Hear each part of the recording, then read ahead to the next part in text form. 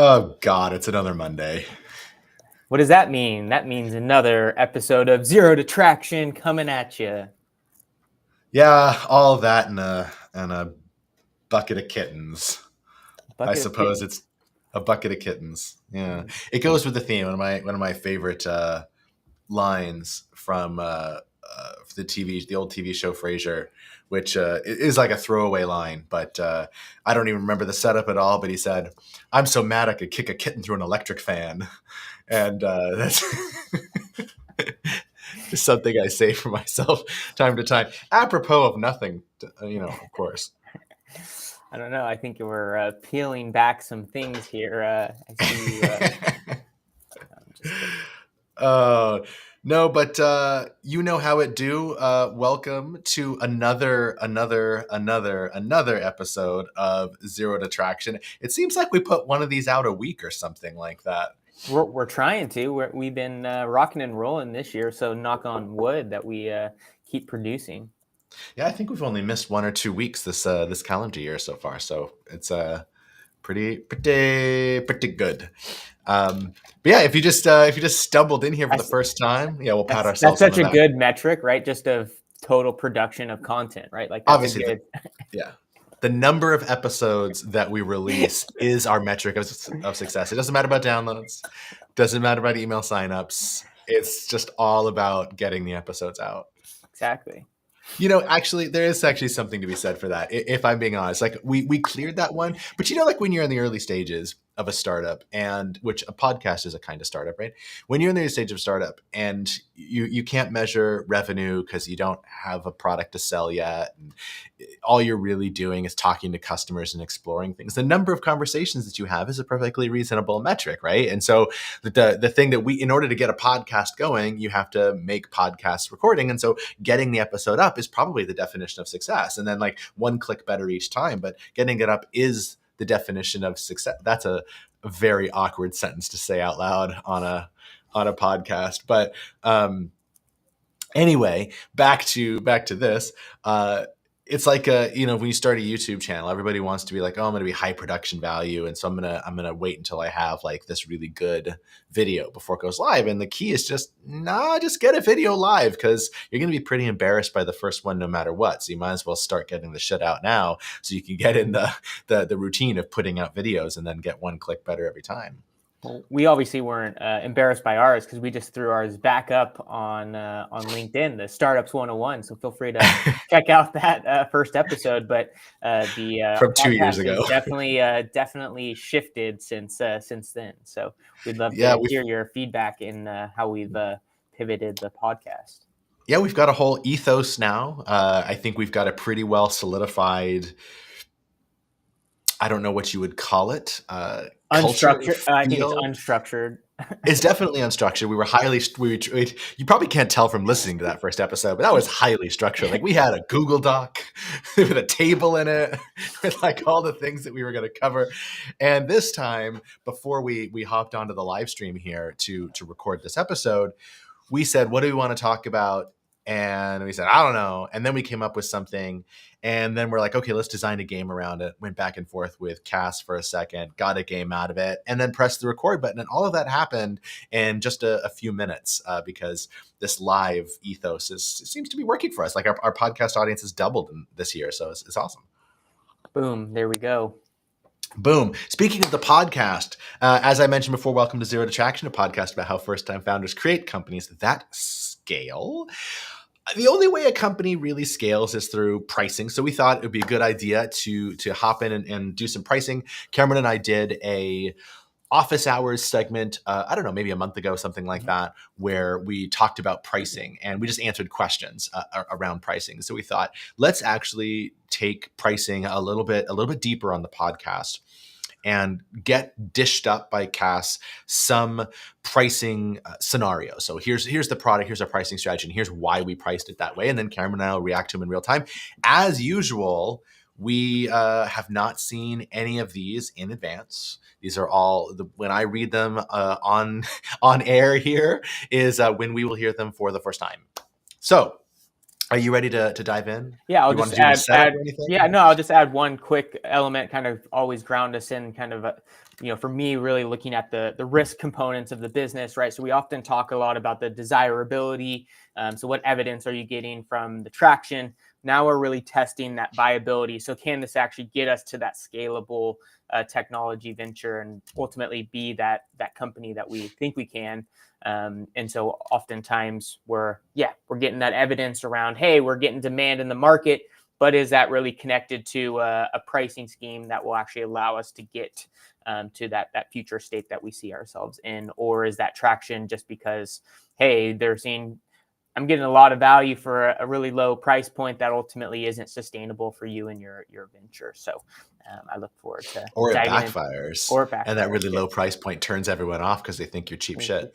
This is true. This is We've very seen true. that in the real world Yeah. more Or than once. you get stuck in the startup friend zone where you provide the freemium and you can never ultimately get the conversion into paying customers. So Absolutely true. Absolutely true. All right, we ready to dive in? yeah, let's do it. Let's do some pricing scenarios. This is an episode we are calling "The Price is Right" because we're playing a game about pricing. So obviously, it's called "The Price is Right." You ready for the first one? Or is the price wrong? Or is the model entirely wrong too? And that's something I'm sure we're going to get into. Uh, so let's do it. Pricing scenario number one. Here's the startup one-liner. We are a productivity browser extension. I'm already out, by the way. Yeah. that helps freelancers track time, block distractions, and send invoices. Their pricing model is free forever.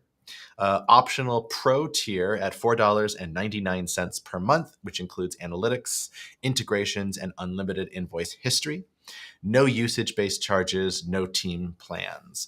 And their justification is our users are freelancers. We don't want price to be a barrier. We just want to grow and get feedback right now.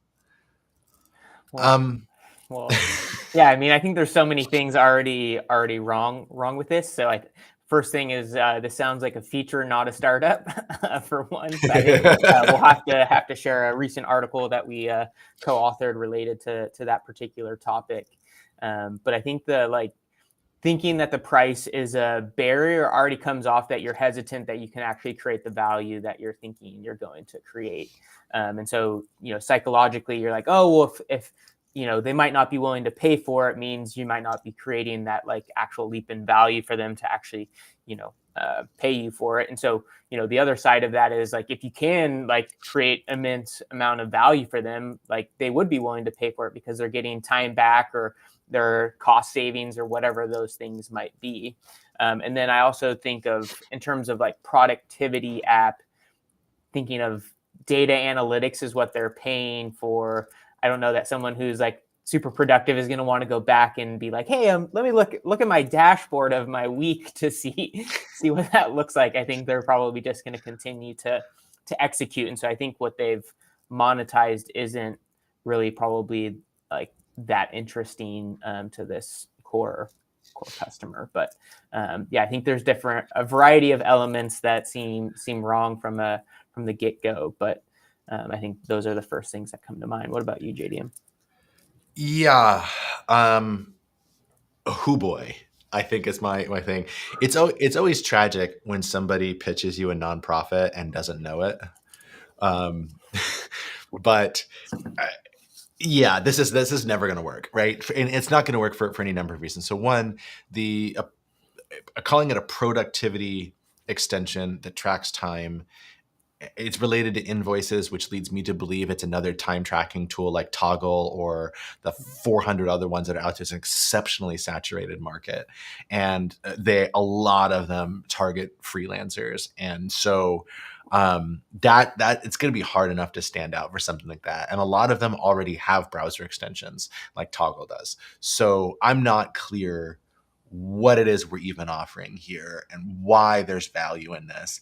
But then we connect that to blocking distractions. And now it seems like we're crossing two different use cases. And so are we this is the time tracking invoicing tool for people with ADHD or something like that. This is the neurodivergent one. That, okay, maybe, right? But we still have a number of other challenges that are I think connected to this. But since we're supposed to be talking about pricing, let's return to that. I think you hit the nail on the head, proverbially speaking, Cameron, when you mentioned that the highest leverage features here are not actually tied to pricing. It's easy to see analytics and invoice history as nice to haves. And the idea that we don't want price to be a barrier, I kind of want to dive into that a little bit more than you did, Cameron. So like, one of them is, let me just say this. So like freelancers will pay $15 a month for G Suite, $20 a month for ChatGPT, $35 a month for QuickBooks. And I'm just getting started here. It's the idea that you can't charge freelancers money for the tools that they use and get value of is just wrong. And if you're targeting users that don't have even that level of capital, so like they're the nights and weekends crowd who are literally not putting any money at all into this yet, then that's probably not a user base that you can build a business on anyway. So remember, like the top of the early adopter pyramid. So like it's has the problem, know that they have the problem, actively looking for solutions, so desperate for a solution that they hack one together to spare parts. And the top one is that they have the resources to engage with this. And so if they just don't have the resources to engage with you at all, and that's just like the baseline, then they're not your early adopters and you're not going to get the conversion rates anyway. So that's going to be a huge challenge. I also see this like, oh, right, we want to do analytics, integrations, invoice history. That's pro. So these are like edging toward a different kind of user.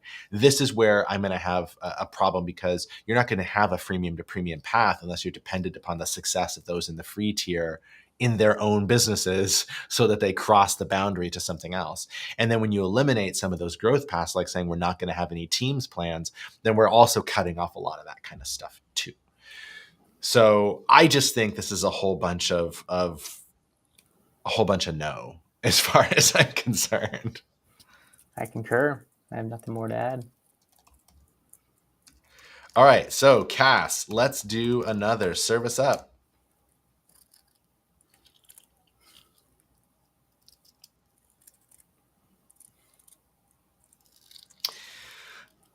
All right, Cass says LMAO. Let's leave that one in the freemium graveyard and move on. That's a pretty. It's not really a graveyard so much as it's a mass grave, if I'm being honest. Okay, pricing scenario number 2.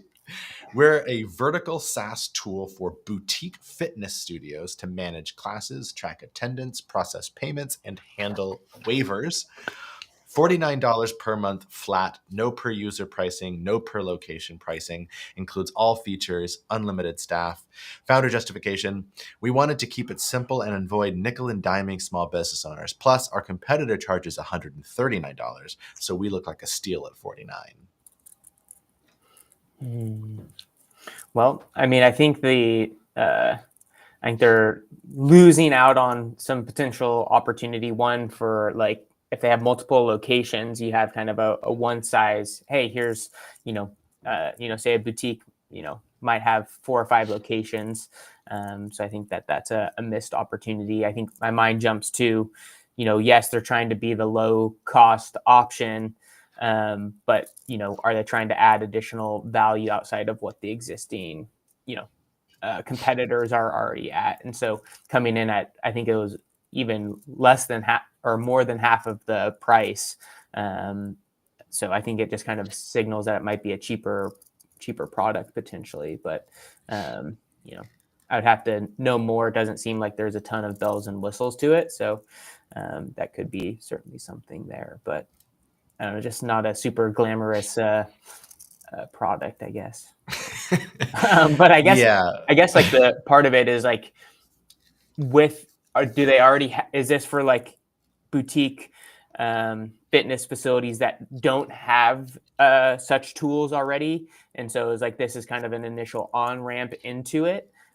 Or is this like they're going to be switching from this already premium one to the low cost, which I think might be a challenge, because likely the company that's going to make that decision is one that's struggling, because they're trying to cut some initial costs versus like one that's growing and they're already getting the value of the other one. And, $50 a year, I think, was the difference or something. So, or $50 a month, which probably isn't too big for some of these companies. So.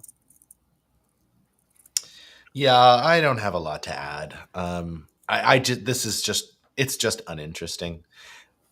If we were to be like charitable, we could say, all right, well, you can segment the market and say like, well, these boutique small studios, they can't afford the big tools, that the big guys play after, and all the tools in the market are targeting the big players. And so there's this underserved segment of the market that we can go after. And like that can be a very reasonable theory, but the way that this is phrased and the way it's structured leads me to believe that's not the case, that it's nothing that intelligent. It's just like, we're going to offer less, we're going to charge less, we're going to look like a steal. And, yeah, no bells and I don't know, man. Like, and $49 a month flat, no per user, no per location, not per staff, not for not based on like they're processing payments, but I don't hear anything about it like taking a percent of those transactions either, even a processing fee this it's a big bundle of uninteresting, and I just think they're leaving tons of money on the yoga mat. There you go. Yeah, I mean, I think the question would be like, what type of business do you want to have? Is this something that you truly want to grow and scale? This is not viable to do that. If this is something that it's just kind of like, hey, we're going to have 100 customers, or, I don't even know what that would look like. But yeah, I just don't think there's a ton of growth trajectory with that monetization scheme. Agreed. So, Cass, let's do yet another one.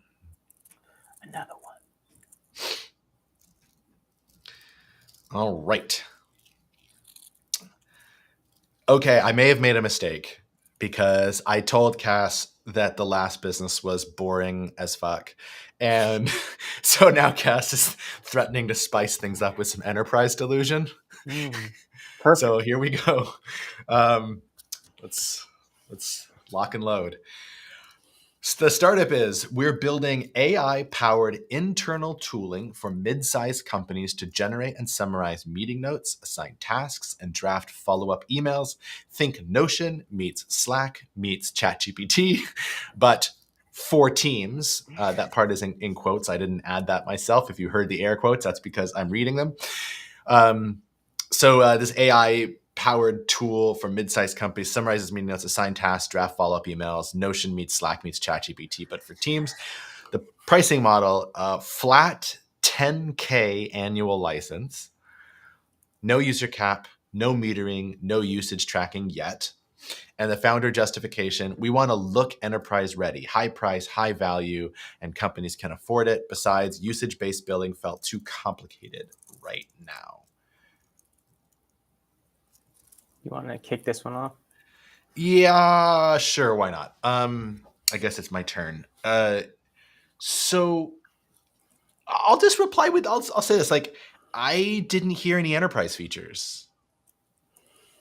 Like that's kind of my, like we're charging a 10K flat annual license. I don't know if I love that, but I've definitely been in this situation before where usage-based billing can be really complicated in the early stages, particularly when we don't know how to do that. And so like, I'll just, even though I don't have enough detail here to actually evaluate whether that's wise, I'll just put that in the trust and say like, okay, we'll say that makes sense for the moment. So 10K flat annual license without a user cap. That part seems weird to me, but all right. And then but 10K enterprise annual, totally. Like, yeah, they spend way more than that on software all the time. So it's not too high. But by saying that we're going to target these and that, like, we want to look enterprise ready, high price, high value. Okay, on the surface, but an AI powered tool that generates meeting notes and assigns tasks and drafts follow-up emails. Like in here, I'm not hearing the enterprise features here. I'm hearing a number of different tools that each individual employee could be using, or any tool that's independent of them. Like, why are we doing it this way? What's the actual value that's getting delivered to the enterprise, as opposed to just some basic task management that you can get with Asana and summarizing meeting notes that you can get with, well, every other tool on the market? I don't know. I don't hear anything to justify a 10K annual price. I don't care how many users you have. Yeah, no, there's not a leap in value. I mean, I guess it's maybe bringing it all like under one thing versus using like a variety of different tools. But I mean, now there's all the, integrations between them that make it pretty seamless. So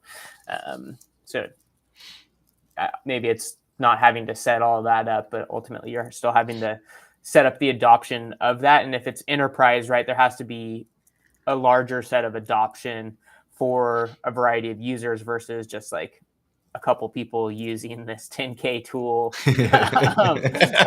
that do the meeting notes and the to do. So I agree. I think it's like, is it worth 10K is the initial question for me. But then also, if you wanted to be a high value enterprise tool, 10K seems pretty cheap for what you kind of see on the market. So I think there's kind of a misalignment on how this value is being shared and what that ultimately looks like. Yeah. This feels to me like this is a founding team that wanted to serve enterprise for some reason, and that they don't have the experience in there to justify that, which is fine. But you do that with customer discovery and validation. This seems like there was some reason that they wanted to serve enterprise.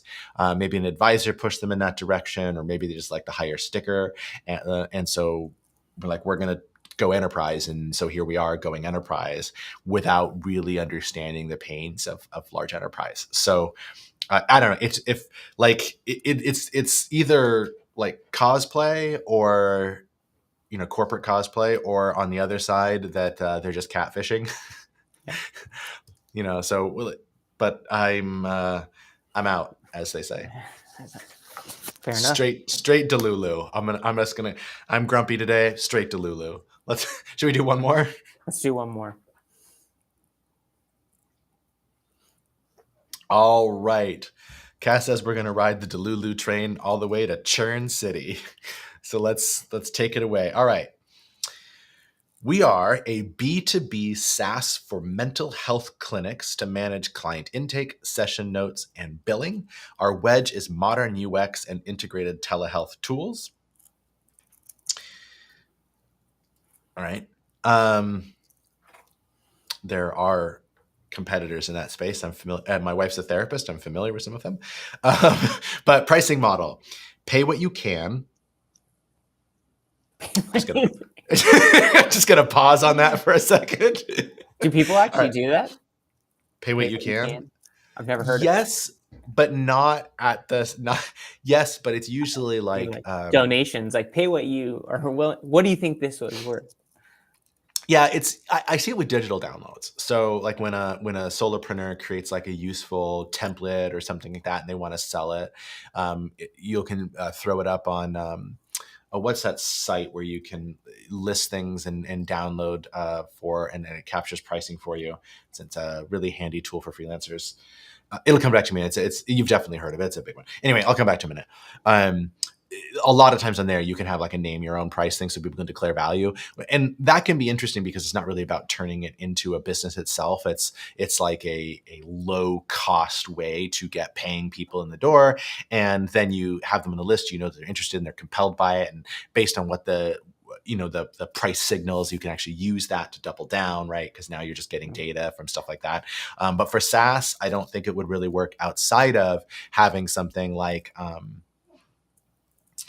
a buddy of mine was one of the founders of a company called UCaring, and they were one of those like crowdfunding for people with an illness kind of thing. That's UCaring. It was like before all the big crowdfunding platforms took off. All the like Kickstarter was already around, but all the other ones like were still in the infancy, if they existed at all. And they had a like name your own price type thing. And so it had a default, and you had to go through several clicks to get away from the default price, but you could get it to zero if you wanted to, and that actually proved to be really profitable. But to do for B2B, I have like I don't see that happening. But believe it or not, that was one of 4 bullets for their pricing model. So let's go back to. All right. So we're a B2B SaaS for mental health clinics to manage client intake, session notes, and billing. Our wedge is a modern UX and integrated telehealth tools. Pricing model: pay what you can. The suggested tier is $29 a month. Customer can choose any amount from $5 to $50. So it is sounding like that model, right? Clinics are not locked into pricing, and they can change at any time. That's weird. And then their founder justification: therapists are overworked and underpaid. We don't want pricing to be a barrier to adoption. We trust that users will pay what it's worth to them. So I think, I mean, for me, again, a lot of these have had this not wanting to be a barrier for like adoption, right? And like, I think it's minimizing the like pain point. Like people, if they are that early adopter, as we talked about in terms of the early adopter pyramid, right? They've allocated budget that like this is an urgent and severe pain point, and they're willing to pay to have this problem solved. And so, you know, as we think through like a lot of this as a founder is kind of working through maybe your insecurity or your unprocessed fear of like having the vulnerability to say, hey, this is what value I can create, and I'm solving this particular pain point for you. And so, you know, there's kind of two sides to that coin. One, like you want to get that true feedback, and you don't want to be a barrier, but also realizing that could be coming from you internally, and kind of not maybe working through like the potential fear of this not getting traction, or, you know, maybe in the other side that it is getting a lot of traction, and now you're able to grow with a successful price point. But if you kind of set it lower than is like ultimately scalable, the other side of that coin is if you're not creating a sustainable monetization strategy, then you might not actually be able to have the impact that you want to have, because it's not ultimately sustainable, because you're either potentially losing money every time you sell a potential customer, or there's no path to grow, so you can't serve as many people as you ultimately plan. So that's just one thing that I'm hearing kind of as a common throughput that I would, really push founders to think about, and maybe, chat with someone about kind of working through some of those things that you might personally be reflecting onto the business. Yeah, I mean, I don't think I really have much to say here. Otherwise, I'm gonna end up in a deep rant. I really like what you said about unprocessed fear. That's a phrase I've heard you use a lot for a while. I actually had it written on a sticky note at my desk. Dang it, that was my frivolous thought. No, just kidding. No, don't cheat now. Don't cheat. It's like, because there's this, and we've talked about this before, I'm sure, on the show, where in the early stages of like a founder can feel like it's not measuring, the product is not measuring up to my vision yet. Therefore, I don't want to charge my vision yet. And that just leads to this race to the bottom.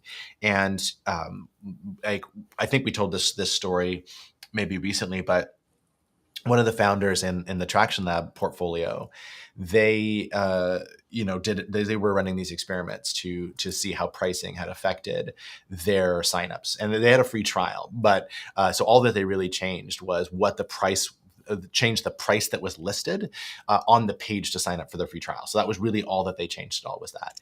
And so they went and they wanted to know if they could raise their price without losing more than, I think it was something like 30% of the conversions, right? So like a 30% drop in conversion rate.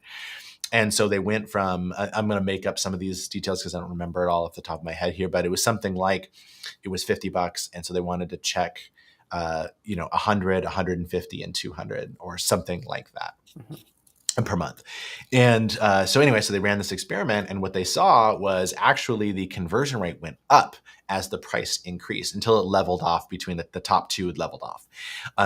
So if they probably went higher, probably would have started dropping after that. But that was that they had this ramp up. So as the price went higher, the conversions went up, and that's because of perceived value. And in their case, they had some competitors in this space, and the competitors were charging a lot of money, like thousands of dollars, but they were also targeting a much different customer, which was their opportunity, right? These tools were not meant for the size of organizations that they were serving.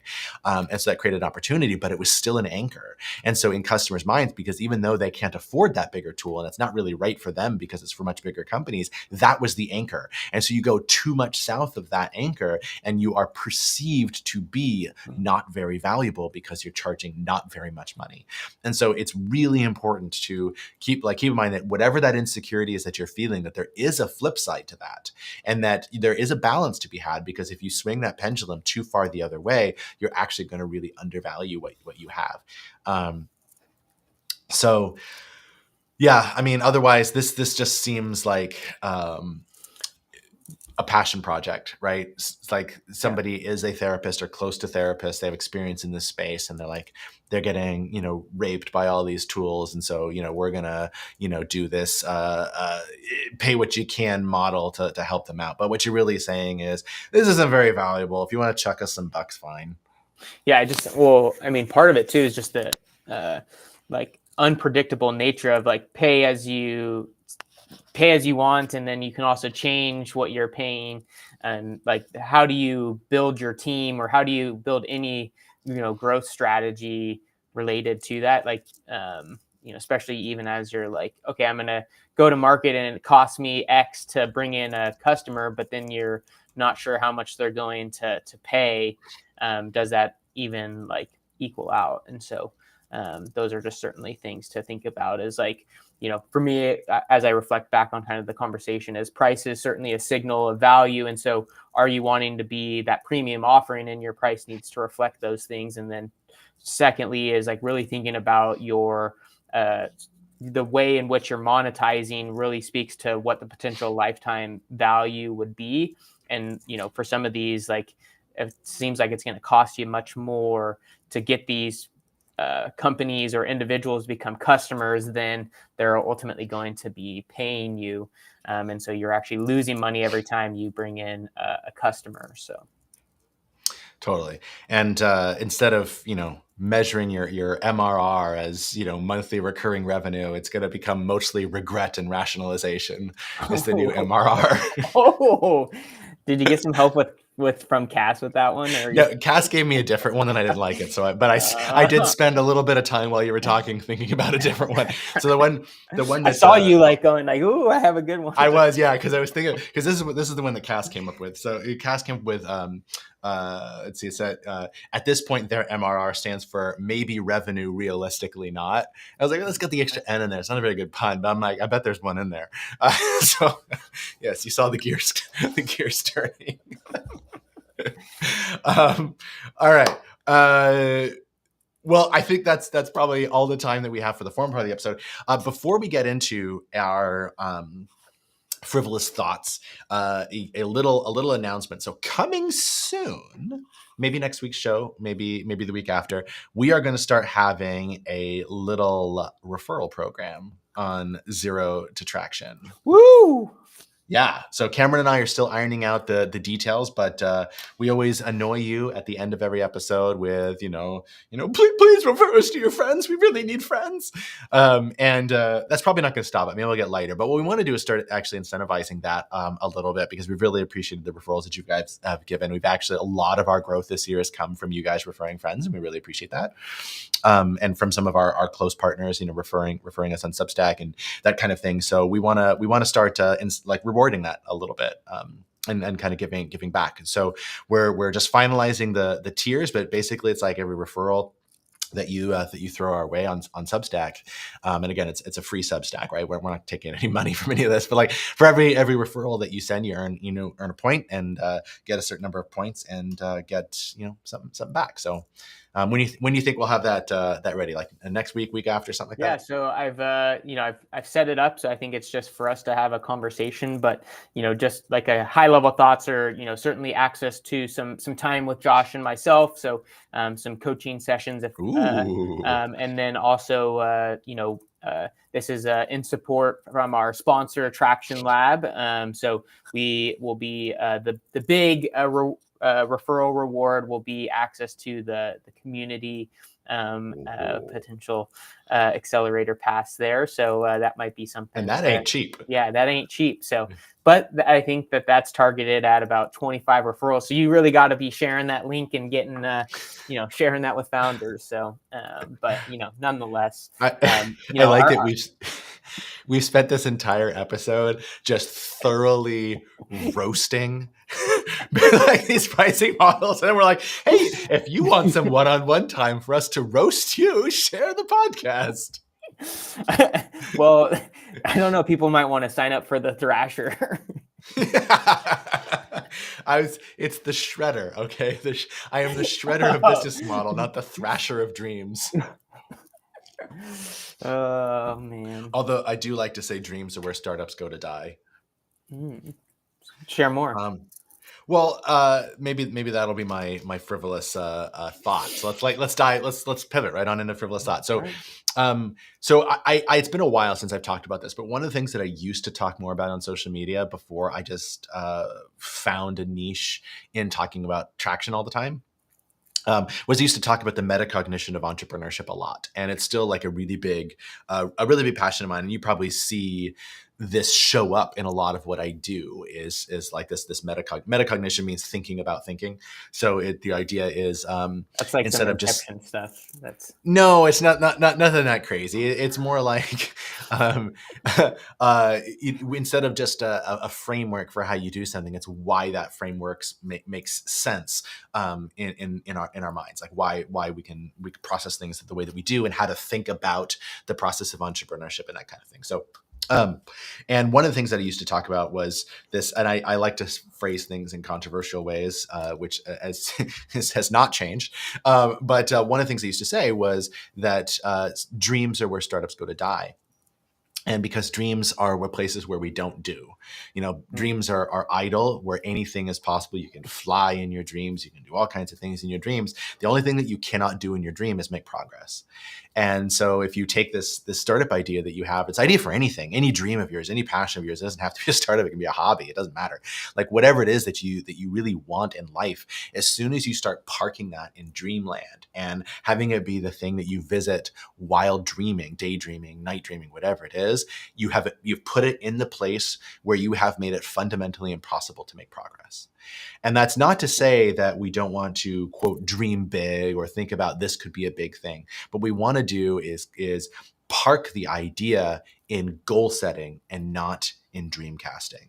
And so if we say, here's where I want to be, how do I make that happen, is very different than let me think about what my life would be like once I, have made my $3 billion exit and am cruising my yacht, around Saint-Tropez. I like it. Well, it makes me think, and maybe, I don't know if I guess I'll try to have this serve as my frivolous thought. So I'll kind of build on that. I think it's fairly connected. There's a book, it's actually on my shelf. It's a tiny one. It's the 9 habits that make for successful people or something like that. But like one of them is seeing your, creating your goal, but with it like being identity based. So instead of saying, I want to have a successful startup. I am a successful startup founder. And so it has this bias towards action. And so, in my own journey, I wanted to lose weight. And so instead of saying, I want to lose X number of pounds, it's I'm the person that can do this. And so it's much more focused on the here and now, what you can do today, and actually taking that bias towards action into fruition. And so I think that that could be a way to translate from that dream space to then saying, oh, well, I am that person, and what does that person do here and now to ultimately take action towards that, is where I would go. Are you talking about 9 things successful people do differently? No, give me 1 second. But yeah. Cameron's just checking on his shelf there, quite literally in real time. Yeah. It is? Yeah, it is. Okay. Yeah. I'm asking because I really love this book. So for those of you who don't know, 9 Things Successful People Do Differently by Heidi Grant Halverson. Yep, that Cameron's showing a picture if you're watching us on YouTube. And this is not a self-help book. I, as a rule, do not read those. What this book is actually very short, and it's literally broken down into the 9 things successful people do differently, and each one has three components. So one is here's what the thing is, and 2 is like, here's the research behind that. Here's why, according to actual research, that doing things this way or thinking this way or changing the way you approach whatever makes you more successful. And then the third section of each like 4-page chapter, because it's like a really freaking short book.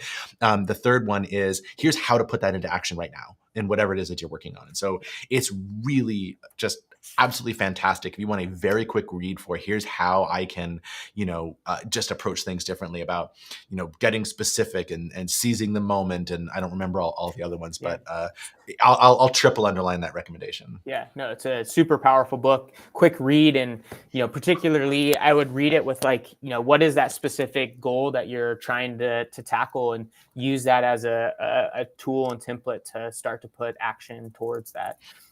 But I think for me, that's been a big one, is like, how do you identify as that? Because it comes rooted in who you are, and you then have that bias towards action, because the behaviors are ultimately are what's going to get you there, and not just that kind of dreamland space. All right. Yeah. Was that your frivolous thought? Yes. Why not? Right. Well, I mean, it was tied to it. You started it, but I continued it on. So yours. Well, I'm going to allow it because I stumbled into a frivolous thought. So I'm going to allow you to stumble into one too. There we go. All right. Well, awesome. Well, Cameron, this was fun. It was great time. It's always a fun time. Oh, always a fun time. We've really burned our way through the 8 T's: team, timing, traction theory, tracking, and technology over the last, I don't know. Startup dumpster fire that we just did on the 8 T's. Yeah, we did. So we're gonna kind of go broad again and start thinking about what else it is that you guys want to cover, which is my invitation to say, if there's something that you guys are thinking about, hit us up. You can send us an email. You can DM us on Substack, or send us email on LinkedIn. You can DM me on Threads or on Blue Sky, or wherever it is that you want to. Hit us up. Let us know what questions that you have or things that you're thinking about, and we'll try to focus Zero to Traction on the things that you guys want to know. And with that, thank you guys so much. Thanks, Cameron, as always. Remember to like and subscribe wherever you like and subscribe. We already did our shameless plug for sharing the podcast, so I'm not going to repeat that here.